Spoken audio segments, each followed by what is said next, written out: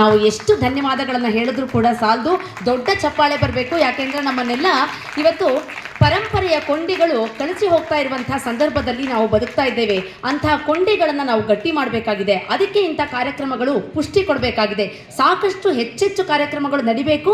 ಮತ್ತೊಂದು ವಿನಂತಿ ಏನು ಅಂತಂದರೆ, ನಮ್ಮ ಮನೆಯಲ್ಲಿರುವಂಥ ಮಕ್ಕಳನ್ನು ಇಂಥ ಕಾರ್ಯಕ್ರಮಕ್ಕೆ ಕರೆತರೋಣ.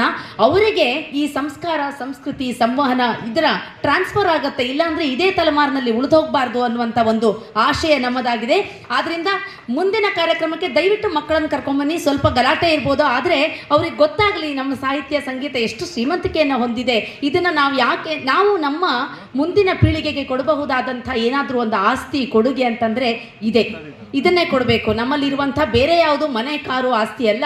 ಇಂಥ ಸಂಗೀತ, ಸಾಹಿತ್ಯವನ್ನು, ಸಂಸ್ಕೃತಿಯನ್ನು, ಸಂಸ್ಕಾರವನ್ನು ನಾವು ಅವರಿಗೆ ಟ್ರಾನ್ಸ್ಫರ್ ಮಾಡಬೇಕು. ದಯವಿಟ್ಟು ಮಕ್ಕಳನ್ನು ಇಂಥ ಕಾರ್ಯಕ್ರಮಗಳಿಗೆ ಕರೆತನ್ನಿ ಅಂತ ಹೇಳ್ತಾ ಇದ್ದೇನೆ. ಇಂತಹ ಒಂದು ಸೇತುವೆ ನಮ್ಮಲ್ಲಿ ನಡಿಬೇಕು. ಪದೇ ಪದೇ ಇಂಥ ಕಾರ್ಯಕ್ರಮಗಳು ನಡಿಬೇಕು. ಬದುಕು ಅನ್ನೋದು ನಿರಂತರವಾದಂಥ ಪ್ರಯಾಣ, ನಿತ್ಯೋತ್ಸವ.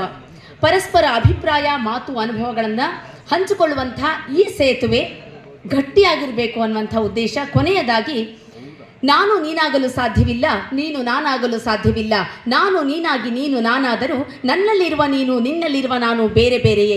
ನಾನು ನಿನಗಾಗಿ ನಾನಾಗುವುದು, ನೀನು ನಿನಗಾಗಿ ನಾನಾಗುವುದು ನನ್ನಲ್ಲಿರುವ ನಿನ್ನನ್ನು ನಿನ್ನಲ್ಲಿರುವ ನನ್ನನ್ನು ಕಂಡುಕೊಳ್ಳುವ ಆಸೆಯಿಂದ ಮಾತ್ರ. ಆದ್ದರಿಂದ ನಾನು ನಾನಾಗಿಯೇ ಇದ್ದು, ನೀನು ನೀನಾಗಿಯೇ ಇದ್ದು, ನನ್ನಲ್ಲಿರುವ ನಿನ್ನನ್ನು ನನ್ನಲ್ಲಿಯೇ ಕಂಡು, ನಿನ್ನಲ್ಲಿರುವ ನನ್ನನ್ನು ನಿನ್ನಲ್ಲಿಯೇ ಕಂಡುಕೊಳ್ಳುವುದೇ ಬದುಕು ಅಂತ ಹೇಳ್ತಾ ಈ ಕಾರ್ಯಕ್ರಮದಿಂದ ಒಂದು ಬಹಳ ಸುಂದರವಾದಂಥ ನೆನಪುಗಳನ್ನು ನಾನು ಕೊಂಡೋಗ್ತಾ ಇದ್ದೀನಿ. ನೆನಪಿಂದ ನೆನಪಾದ ನೆನಪೊಂದನ್ನು ನೆನಪಿಟ್ಟು ನೆನೆದರು ಎಷ್ಟು ಮರೆತರೂ ಕೂಡ ಈ ಕಾರ್ಯಕ್ರಮವನ್ನು ಮರೆಯೋದಕ್ಕೆ ಸಾಧ್ಯವಿಲ್ಲ. ಬಹಳ ಸುಮಧುರವಾದಂಥ ನೆನಪುಗಳು, ಅತ್ಯದ್ಭುತ ಕಲಾವಿದರುಗಳು ವೇದಿಕೆಯಲ್ಲಿದ್ದಾರೆ. ಇವರೆಲ್ಲರನ್ನ ನನ್ನ ಸುಮಧುರ ನೆನಪಿನೊಂದಿಗೆ ಕೊಂಡೊಯ್ತಾ ಇದ್ದೀನಿ. ನನಗೆ ಇಲ್ಲಿ ನಿರೂಪಕಿಯಾಗಿ ಇವತ್ತು ಮಾತನಾಡೋದಕ್ಕೆ ಅವಕಾಶ ಮಾಡಿಕೊಟ್ಟಿರುವಂತಹ ನೋಬಲ್ ಆರ್ಟ್ ಸಂಸ್ಥೆಯ ಸತ್ಯಪ್ರಸಾದ್ ಸರ್ ಅವ್ರಿಗೂ ಹಾಗೂ ನಮ್ಮ ಮಾತಿನ ಮನೆಯ ರಾಸು ವೆಂಕಟೇಶ್ ಸರ್ ಅವ್ರಿಗೂ ಅನಂತ ಧನ್ಯವಾದಗಳನ್ನು ಹೇಳೋದಕ್ಕೆ ಇಷ್ಟಪಡ್ತೀನಿ.